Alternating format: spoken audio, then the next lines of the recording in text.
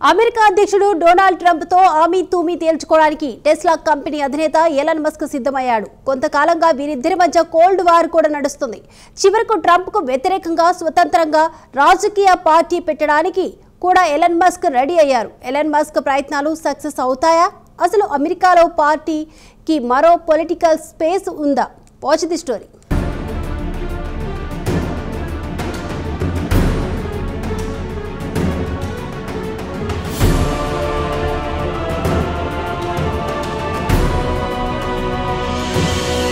America అధ్యక్షుడు Donald Trump, corporate దిగ్గజం Elon Musk మధ్య ఇటీవలి కాలంలో తీవ్ర విభేదాలు తలెత్తాయి. ట్రంప్ ఏ క్షణాన బ్యూటిఫుల్ బిగ్ బిల్ అంటూ ఓ కొత్త చట్టం తీసుకురావడానికి ప్రయత్నాలు మొదలెట్టారో అప్పటి నుంచే ఇద్దరి మధ్య గొడవలు మొదలయ్యాయి.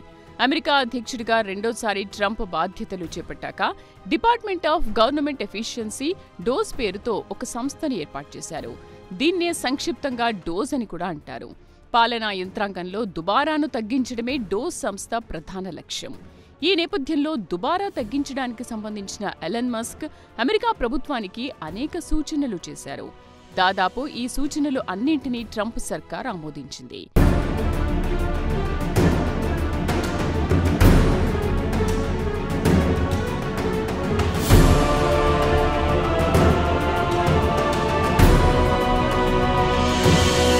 అయితే ఇటీవల బ్యూటిఫుల్ బిగ్ బిల్ అంటూ ఓ కొత్త చట్టం తీసుకురావడానికి ట్రంప్ సర్కారు ప్రయత్నాలు మొదలెట్టింది. ప్రస్తుతం ఇది బిల్లు రూపంలోనే ఉంది. కాగా దీన్ని ఎలన్ మస్క్ తీవ్రంగా వ్యతిరేకించారు. ఒకవైపు దుబారా తగ్గించడానికి తాను సూచనలు చేస్తుంటే, మరోవైపు అమెరికాను అప్పుల ఊబిలోకి దించే బ్యూటిఫుల్ బిగ్ బిల్ను ఎలా తీసుకొస్తారంటూ ఎలన్ మస్క్ నిరసన గళం వినిపించారు. అయితే మస్క్ నిరసనను ట్రంప్ పట్టించుకోలేదు.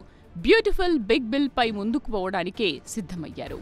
ఈ నేపథ్యంలో డోజ్ సంస్థ సారథ్య బాధ్యతల నుంచి ఎలన్ మస్క్ తప్పుకున్నారు.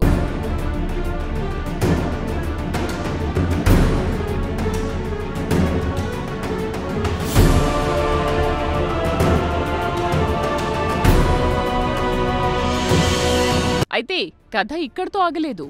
అమెరికాలో ప్రధాన రాజకీయ పార్టీలు రెండు. ఒకటి రిపబ్లికన్ పార్టీ, మరోటి డెమోక్రటిక్ పార్టీ. ఎప్పుడూ ఈ రెండు పార్టీల మధ్యనే హోరాహోరీ పోరు ఉంటుంది. అయితే ఈ రెండు కాకుండా ఒకటి రెండు చిన్నా చితకా పార్టీలు కూడా లేకపోలేదు. కానీ ఈ పార్టీల ప్రభావం నామమాత్రం. ఈ పార్టీలను అమెరికా సమాజం అసలు పట్టించుకోదు. ఈ నేపథ్యంలో రిపబ్లికన్ పార్టీ అలాగే డెమోక్రటిక్ పార్టీలకు ప్రత్యామ్నాయంగా అమెరికాలో మరో రాజకీయ పార్టీకి పొలిటికల్ స్పేస్ ఉందా అనే విషయం తెలుసుకోదలుచుకున్నాడు ఎలన్ మస్క్. ఇదే విషయమై ఎక్స్ వేదికగా ఒక సర్వే నిర్వహించాడు. కాగా మరో రాజకీయ పార్టీకి పొలిటికల్ స్పేస్ ఉందంటూ సర్వేలో పాల్గొన్న 80% మంది అభిప్రాయపడ్డారు. దీంతో ది అమెరికన్ పార్టీ అంటూ పేరు కూడా దాదాపుగా ఖరారు చేశాడు ఎలన్ మస్క్. ఇది కూడా నెటిజన్లు సూచించిన పేరు కావడం విశేషం.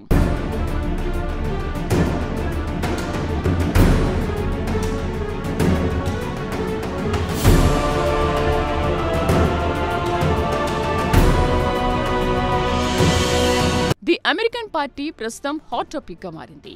ది అమెరికన్ పార్టీ ప్రధాన లక్ష్యం ట్రంప్ నాయకత్వంలో ఉన్న రిపబ్లికన్ పార్టీని దెబ్బతీయడమే అనేది స్పష్టం.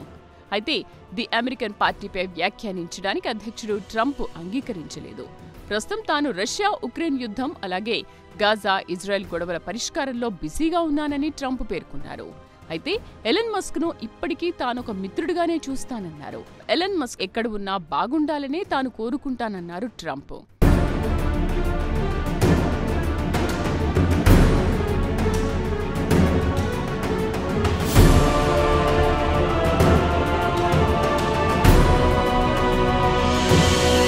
ఇదిలా ఉంటే ఎలన్ మస్క్ కొత్త పార్టీ ఎపిసోడ్లో అనూహ్యంగా రష్యా ఎంట్రీ ఇచ్చింది.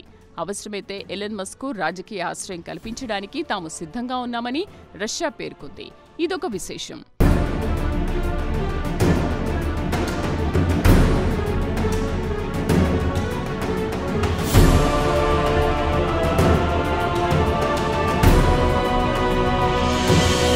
టెస్లా ఈ పేరు వినగానే అందరికీ వెంటనే గుర్తొచ్చేది ఎలన్ మస్కే. టెస్లా కంపెనీ తరఫున విద్యుత్ కార్లను తయారు చేయడం కోసం మస్క్ పడ్డ కష్టాలు అన్నీ ఇన్ని కావు. ఈ ప్రాజెక్టు కోసం ఆయన రాత్రింబవళ్లు కష్టపడ్డాడు. టెస్లా రోటస్ కారు బయటకొచ్చింది. అప్పట్లో అదో సంచలనం. మార్కెట్లో ఉన్న అనేక కార్లకు టెస్లా రోటస్ గట్టి పోటీ ఇచ్చింది. టెస్లా రోటస్ కు మంచి హిట్ టాక్ వచ్చింది. దీంతో ఆటోమొబైల్ ఇండస్ట్రీ మీద ఎలన్ మస్క్ పట్టు దొరికింది. ఆ తర్వాత ఇక ఆయన వెనక్కి తిరిగి చూసుకోలేదు. టెస్లా విజయం తర్వాత అంతరిక్షం వైపు దృష్టి పెట్టాడు. అంగారక గ్రహం మీద మొక్కలు పెంచే మార్స్ ఒయాసిస్ అనే ప్రాజెక్టు గురించి ప్రచారం చేశాడు. భవిష్యత్తులో ఎప్పటికైనా మనిషి అంగారక గ్రహానికి వలస వెళ్లే అవకాశం ఉందని బలంగా నమ్మాడు. దీంతో స్పేస్ ఎక్స్ సంస్థను స్థాపించాడు. ఒకవైపు టెస్లాతో నేల మీద విజయం సాధించాడు, మరోవైపు స్పేస్ ఎక్స్ తో అంతరిక్షంలోకి అడుగుపెట్టాడు.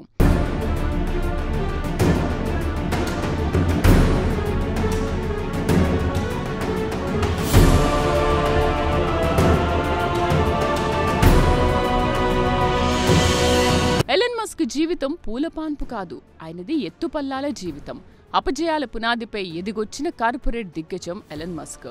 ఆయన జీవితంలో 1 కాదు 2 కాదు అనేక పరాజయాలున్నాయి. ఒక విజయం సాధించగానే దాని వెంట మరో ఓటమి. ఇలా పరాజయాలు విజయాలతో పెనవేసుకుపోయింది ఎలన్ మస్క్ జీవితం.